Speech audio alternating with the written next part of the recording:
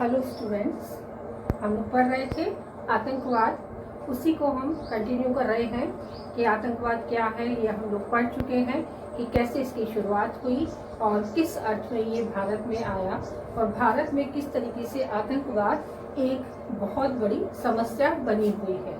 तो हमने इसको पढ़ लिया है और उसके बाद में हमने ये पढ़ा था कि सामान्य रूप में जब इस शब्द की शुरुआत हुई थी तो वो शब्द क्या था कि क्रांतिकारियों द्वारा अपने उद्देश्यों की पूर्ति के लिए जब वो किसी बल का प्रयोग करते थे तो उस समय वो आतंक की श्रेणी में आ जाता था और वहीं से ये शब्द हुआ आतंकवाद।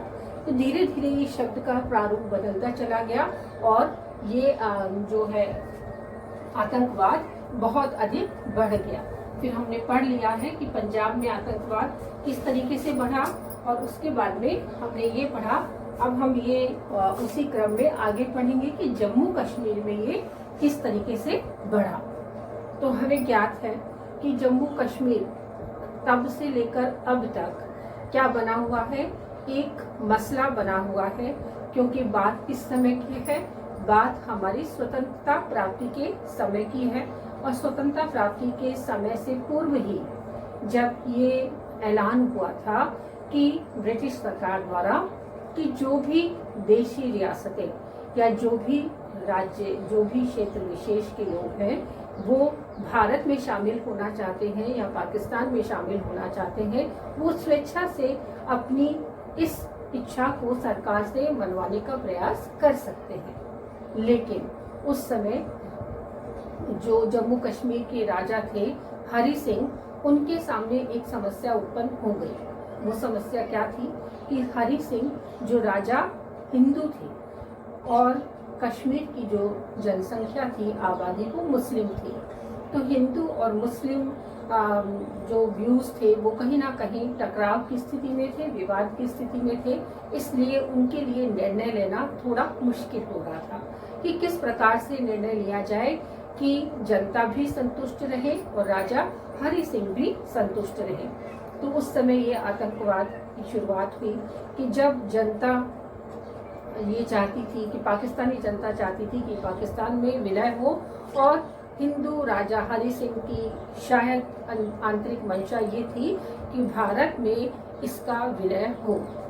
तो जब ये निर्णय में ही कुछ देर हो रही थी, उसी समय जो पाकिस्तान की कबायली सेना थी वो कश्मीर भारत की तरफ अपनी सेना लेके बढ़ने लगी और बढ़ते बढ़ते उन्होंने काफी हिस्से पर अपना कब्जा जमा लिया, जिसे हम पीओके के नाम से जानते हैं कि जो पाक अधिकृत क्षेत्र है उसको उसने अपना अधिकार जमा लिया। तो उस समय राजा हरि सिंह ने भारत सरकार से ये प्रार्थना की कि वो हमें संरक्षण दे।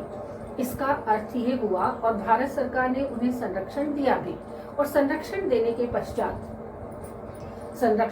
पश्चात भारतीय सेनाओं ने उन कबायली सेनाओं को खदेड़ दिया और फिर तब से लेकर अब तक कश्मीर भारत का हिस्सा बना हुआ है और भारत में उसका विलय हो गया। लेकिन समस्या है कि कुछ हिस्सा जो पाकिस्तानी कबायली सेना ने उस समय अपना आधिपत्य जमा लिया था वो पाकिस्तान की मैप में दर्शाया जाता है और जो हिस्सा भारत का है वो भारत में दर्शाया जाता है। यानी कश्मीर दोनों ही, पाकिस्तान और भारत दोनों के नक्शे में दिखाया गया है। तो इस प्रकार से ये समस्या तब से चली आ रही है कि कश्मीर में कहीं ना कहीं आतंकवाद के बीज उत्पन्न हो गए थे और इसी आतंकवाद को किस तरीके से बढ़ावा मिला और ये कहां से कहां तक पहुंच गया, इससे भी हम पढ़ेंगे। तो जम्मू कश्मीर का आतंकवाद स्वतंत्रता प्राप्ति के पूर्व से ही देश की राजनीतिक सामाजिक परिस्थितियां सकारात्मक नहीं थी। विभाजन के बाद देश के सामने पूर्ण निर्माण की समस्या थी जो इस विभाजन से समाप्त नहीं हुई, क्योंकि जम्मू कश्मीर रियासत के राजा हरि सिंह थे किंतु कश्मीर की जनता मुस्लिम थी। अतः राजा हरि सिंह को निर्णय लेने में कुछ अधिक समय लग गया। ऐसे समय में पाकिस्तान के कुछ कबायलियों ने जम्मू कश्मीर पर आक्रमण कर दिया और उसके कुछ हिस्सों को पर कब्जा कर लिया, जिसे पीओके के नाम से जाना जाता है। तब राजा हरि सिंह ने भारत सरकार से मदद मांगी और भारत सरकार ने हरि सिंह की मदद की और पाकिस्तानी कबायली सेना को खदेड़ दिया। इस प्रकार 26 अक्टूबर 1947 को कश्मीर का भारत में विलय हो गया। कुछ समय पश्चात 1965 में पाकिस्तान ने भारत पर आक्रमण किया तथा यूएनओ को सुरक्षा परिषद के हस्तक्षेप से इस युद्ध को रोका गया। यूएनओ के सुरक्षा परिषद के हस्तक्षेप से उस समय इस युद्ध को रोक दिया गया, किंतु तब से लेकर अब तक अतिक्रमण हिंसक घटनाएं लगातार इस क्षेत्र में होती रहती है, जिससे यहाँ सदैव ही तनाव का वातावरण बना रहता है। वर्तमान में जम्मू कश्मीर की प्रमुख सक्रिय समूह जो पाकिस्तान में अपना विलय चाहते थे या कश्मीर को स्वतंत्र राज्य बनाना चाहते थे, ये आतंकवादी संगठन निम्न हैं। उसमें सबसे पहला नाम जो आता है इस आतंकवादी संगठन का, वो है जम्मू कश्मीर लिबरेशन फ्रंट, जिसको हम बोलते हैं JKLF, Jammu Kashmir liberation front, जिनका जो मुख्य सरगना था उसका नाम था मकबूल भट्ट। दूसरा संगठन है हिजबुल मुजाहिदीन, जिसका सरगना था सैयद सलाउद्दीन एहसान। तीसरा संगठन है हिजबुल अल अरहान, जो इसका जो सरगना था वो हिजबुल मुजाहिदीन था।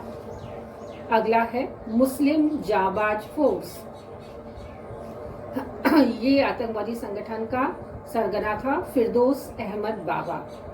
और अगला है अल कायदा, इसका जो सरगना था, जिसके नाम से आप सभी परिचित हैं, ओसामा बिन लादेन।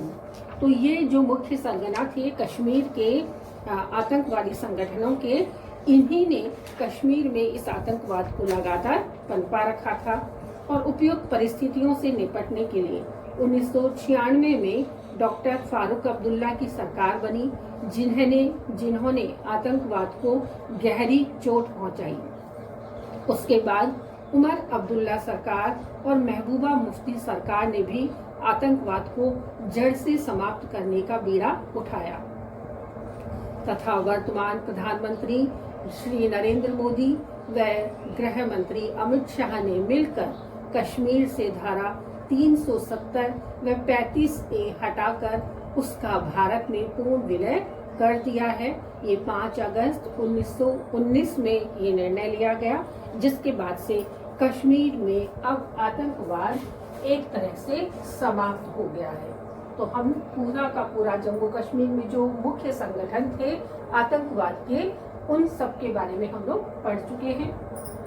और किस तरह से माननीय प्रधानमंत्री हमारे जो है वर्तमान प्रधानमंत्री नरेंद्र मोदी, तो नरेंद्र मोदी ने और अमित शाह ने जो हमारे गृह मंत्री हैं, उन्होंने मिलकर उस समय 5 अगस्त 1919 को उन्होंने धारा 370 और धारा 35A को हटाकर कश्मीर का पूर्ण रूप से विलय भारत में कर लिया। और अब लगभग वहां से आतंकवाद समाप्ति की कगार पर है और जड़ से समाप्त हो ही चुका है।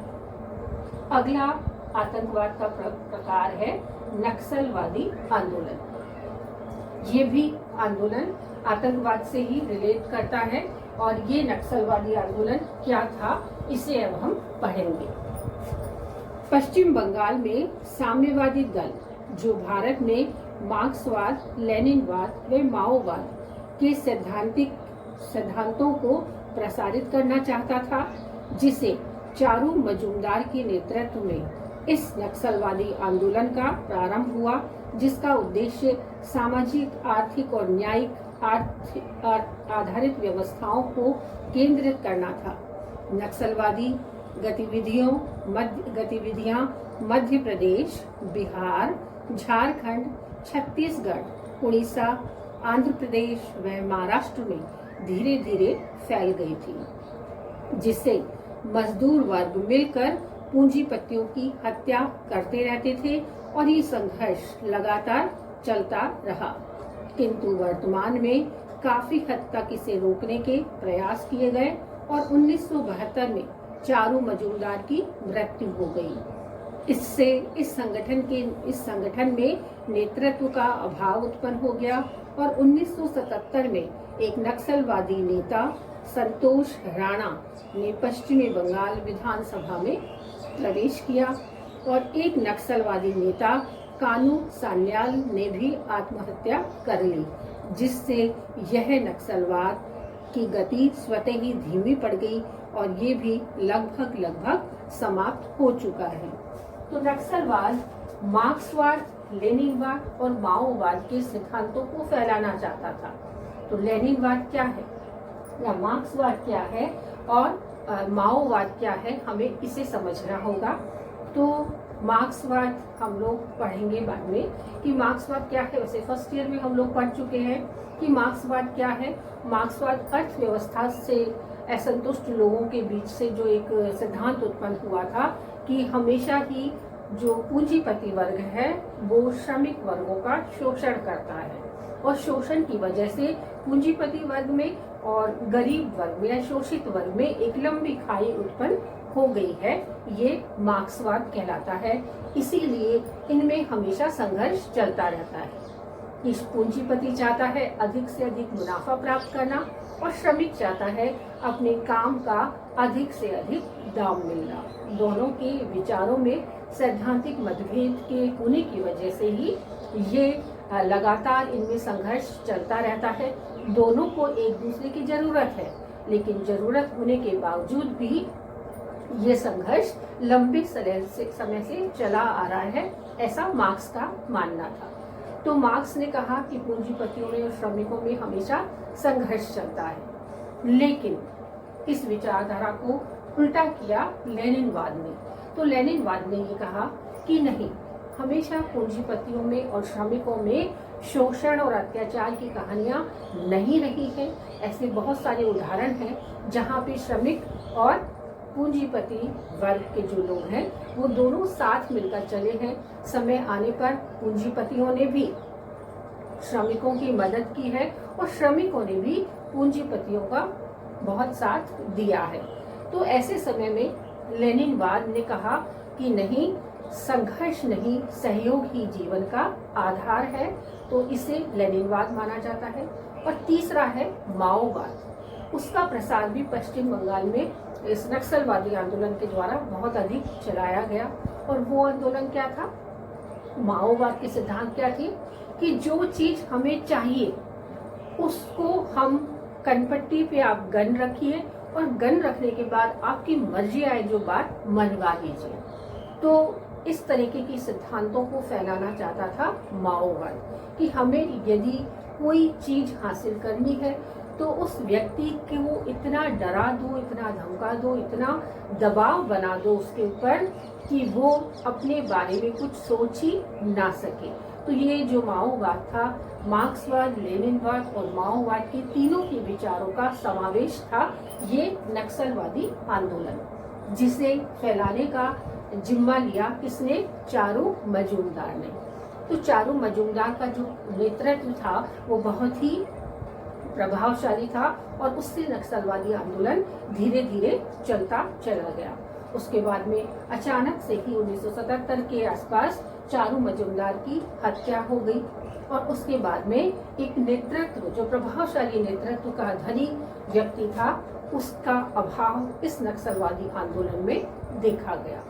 धीरे धीरे ये नक्सलवादी आंदोलन का एक नया नेता आया, कानू सान्याल, और एक और भी नेता था, एक और नेता जो उसमें देखा गया, कानू सान्याल और एक संतोष राणा। कि संतोष राणा और कानू सान्याल जो थे, इन लोगों ने भी इस नक्सलवादी आंदोलन को पूरा चलाया। लेकिन धीरे धीरे ये भी, एक ने आत्महत्या कर ली और एक अपने किसी कारणों से वहां से हट गया।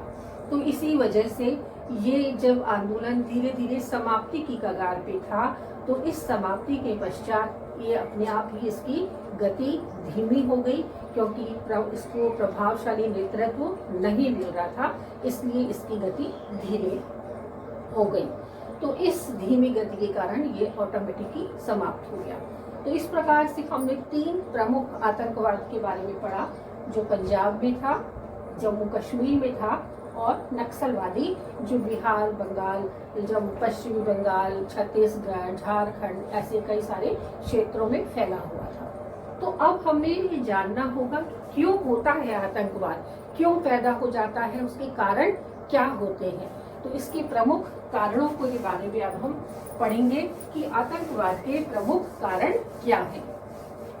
तो आतंकवाद के प्रमुख कारणों को जानने के लिए हमें उस विचारधारा को भी जानना होगा कि क्यों पनपता है आतंकवाद और क्यों लोगों में ऐसी गलतफहमियां फैल जाती हैं जिसकी वजह से आतंकवादी गतिविधियों को आगे बढ़ने का मौका मिल जाता है।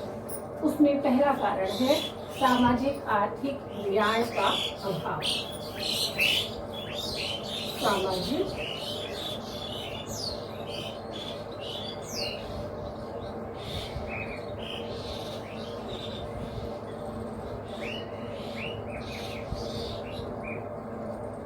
सामाजिक आर्थिक न्याय का अभाव क्या होता है, इसे हम समझेंगे। तो भारतीय संविधान की रचना में सामाजिक आर्थिक न्याय को स्वीकार किया गया है, लेकिन विभिन्न राज्यों में, विभिन्न भागों में फैली हुई इस विषमता से ये बात जाहिर हो जाती है कि सिद्धांत और व्यवहार में बहुत ही अंतर है। भूमिहीनों को भूमि प्रदान करने का सुंदर सपना तो दिखाया जाता है, लेकिन कुछ लोगों तक ही ये पहुंच पाता है या कागजों में ही सीमित रह जाता है। श्रमिकों की स्थिति में भी कोई विशेष परिवर्तन नहीं आया है। अतः अधिकारों से वंचित जनता ने ऊंची कुर्सी नेताओं तक कई बार ऊंची कुर्सी पर बैठे नेताओं तक कई बार अपनी आवाज पहुंचाने का प्रयास किया है, लेकिन नेताओं ने उनके लिए कुछ नहीं किया और बहुसंख्यक लोग सामान्यतः आतंकवाद के समर्थक बन गए। तो जब हम देखते हैं सामाजिक आर्थिक न्याय की बात करते हैं, तो संविधान में ये व्यवस्था है कि सामाजिक आर्थिक न्याय बना रहे, लेकिन हम देखते हैं कि संविधान में लिखी गई बातें सैद्धांतिक है और व्यवहार में इसका बिल्कुल अलग रूप हमें नजर आता है। तो सिद्धांत और व्यवहार में अलग होने के कारण जो लोग असंतुष्ट हैं, जो भूमिहीन लोग हैं, जो बहुत हद तक जो सरकारें बड़े बड़े वादे करती है, तो या तो वो बहुत सीमित लोगों तक ही पहुंच पाते हैं या फिर कागजों तक ही सीमित रह जाते हैं। ऐसे में जो ज़्यादा प्रभावशाली लोग होते हैं या चार्जिंग जो लोग होते हैं, वो इन चीज़ों का फ़ायदा उठा लेते हैं और भूमिहीन श्रमिक जिनका कोई पहचान नहीं होती, जिनकी कोई ऐसी पॉलिटिकल रिपोर्ट नहीं पहुँच पाती, जिनकी ऊंची कुर्सी पर बैठने वाले नेताओं जिनको वोट दिया है सरकार को, जनता ने, उन तक उनकी आवाज़ नहीं पहुंच पाती। कहीं ना कहीं वो इसके में दबे रह जाते हैं और ऐसे असंतुष्ट लोग ही आतंकवाद के समर्थक बन जाते हैं। यदि हम दूसरे कारण की बात करते हैं, तो दूसरा कारण है दिशाहीन युवा वर्ग। दिशाहीन युवा वर्ग। किस प्रकार से दिशाहीन युवा वर्ग आतंकवाद की चपेट में आ जाता है? हमने देखा है कि असंतुलित विकास तथा संसाधनों के असमान वितरण ने एक ऐसी युवा पीढ़ी की फौज तैयार कर दी है जिनके सामने सुखद भविष्य नहीं है, क्योंकि उन्होंने कठिन व मुश्किल शिक्षा प्राप्त करने के बाद और योग्यता होने के बाद भी उन्हें उनके अनुसार कार्य नहीं मिल रहा तथा ईमानदारी व मेहनत करने के बावजूद भी वो 2 वक्त की रोटी चैन से नहीं खा पा रहे हैं। बढ़ती महंगाई, बढ़ता जीवन स्तर के सामने उन्हें बढ़ते जीवन स्तर ने उन्हें दिशा भ्रमित कर दिया है। अतः अपने अस्तित्व को बचाने के लिए तथा सुविधापूर्ण जीवन जीने के लिए वे ऐसी आपराधिक प्रवृत्तियों में संलग्न हो जाते हैं और अपनी सारी हसरतें पूरी कर लेते हैं, आतंकवाद का सहारा लेकर, और वो जीवन में आगे बढ़ते जाते हैं। कि हमने देखा है कि जो युवा पीढ़ी है वो नए जमाने की चकाचौंध जो है भौतिकवाद है उससे ज़्यादा प्रेरित हो जाती है, और इसी प्रेरणा की वजह से वो युवा पीढ़ी कहीं ना कहीं इस आतंकवाद की चपेट में जल्दी आ जाती है। जब उन्हें लगता है हमने अच्छी बड़ी मुश्किल से शिक्षा प्राप्त की है और योग्यता होने के बावजूद हमें सरकार नौकरी नहीं दे पा रही, तो ऐसे समय में वो दिशाहीन हो जाते हैं और अपने उन भौतिकवादी सपनों को पूरा करने के लिए आतंकवाद जैसे संगठनों में सम्मिलित हो जाते हैं। अगला है अस्त्र शस्त्र का अवैध निर्माण। कि आज अस्त्र शस्त्र जो है वो इतनी गलत तरीके से अस्त्र शस्त्र का अवैध निर्माण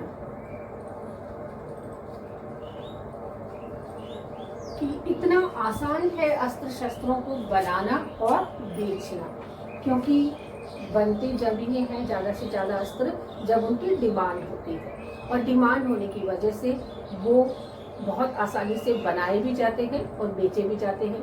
तो क्या काम है अस्त्रों का, शस्त्रों का?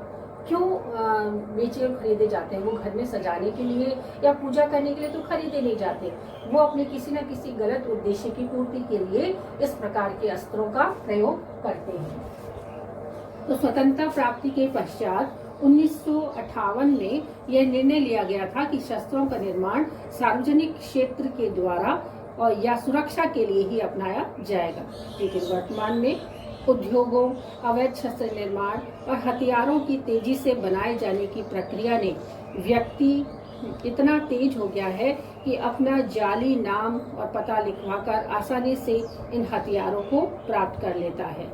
वर्तमान में विस्फोटक सामग्री भी आसानी से बेची और खरीदी जाती है, और सभी ये जानते हैं कि इस प्रकार की जो सामग्री है वो शांतिपूर्ण उपायों के लिए तो नहीं खरीदी जा सकती है। तो इस प्रकार से हम देखते हैं कि ये जो अस्त्र शस्त्र का निर्माण है वो गलत तरीके से हो रहा है और गलत तरीके से खरीदा और बेचा जाता है। आसानी से कोई भी व्यक्ति जाली पता लिखाकर अपना या जाली नाम लिखवाकर उस चीज को खरीद सकता है, तो ये गलत है। अगला पॉइंट है शांतिपूर्ण आवाज की अनसुनी करना। तो कहीं ना कहीं ये भी एक बड़ा कारण है कि जब कोई व्यक्ति जो असंतुष्ट है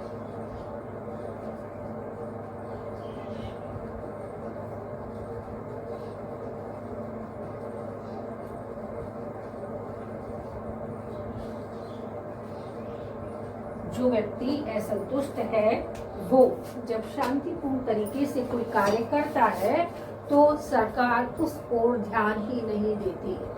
जो जिम्मेदार अफसर हैं, जो जिम्मेदार लोग हैं, जो इस प्रकार के निर्णय ले सकते हैं, तो उनकी शांतिपूर्ण आवाज को, चाहे वो सही है, उसे भी दबा दी जाती है। और ऐसे चापलूस लोग या इस प्रकार के लोग जो होते हैं, जो अपने फायदे के लिए दूसरों का नुकसान करने में बिल्कुल भी चूकते नहीं है, उन लोगों को कहीं ना कहीं इस प्रकार के आतंकवाद से संलग्न होते हुए देखा गया है।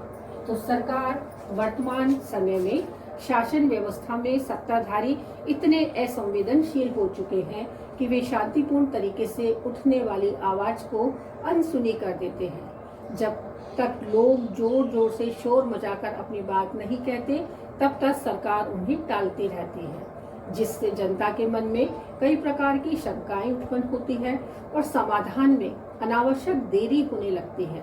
इस प्रकार से असंतुष्ट गुट सरकार के लिए विरोधी गुट या आतंकवादी गुट के रूप में कार्य करने लगता है। तो सरकार की जो टालने की जो प्रक्रिया है, उस टालने की प्रक्रिया की वजह से ही शांतिपूर्ण आवाज की अनसुनी हो जाती है, और ऐसे ही लोग बाद में कहीं ना कहीं आतंकवादी संगठनों के साथ या ऐसे शोर शराबे के साथ जुड़ जाते हैं कि जब तक सरकार के पास जोर जोर से शोर मचाकर आवाज नहीं पहुंचाई जाए, तब तक आवाज उन तक नहीं पहुंचती और कोई भी अग्रिम कार्यवाही नहीं होती। तो आज हमने केवल 4 ही पॉइंट पढ़े हैं आतंकवाद के, तो इसे हम आगे कंटिन्यू करते हैं।